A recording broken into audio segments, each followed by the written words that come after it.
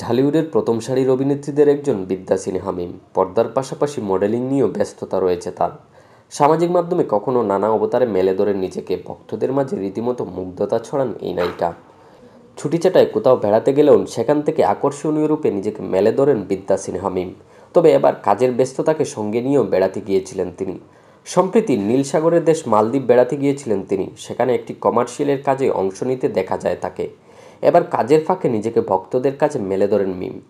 সম্প্রতি মালদ্বীপের সাগর পাড় থেকে কিছু মনোমুগ্ধকর ছবি সামাজিক মাধ্যমে ভাগ করে নিয়েছেন মিম।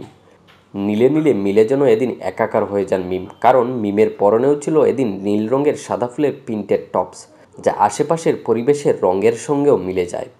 বলা বাহুল্য, সমুদ্রের নীল জলের প্রাকৃতিক ওই সৌন্দর্যের মাঝে মিশে যাওয়া মিমের এই ফ্যাশন যেন ছিল চোখ জোড়ানো।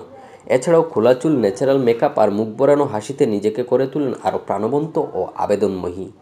মিমের এই বেড়াতে যাওয়ার ছবিগুলো যেমন ভক্তদের মাঝে ভ্রমণের এক আমন্ত্রণ তৈরি করে দিচ্ছে, তেমনি ওই ছবিগুলোর মাধ্যমে মিম আবারও প্রমাণ করলেন তিনি একজন চিত্রনায়িকাই নন, বরং একজন স্টাইলিশ আইকন এবং প্রকৃতি প্রেমীও।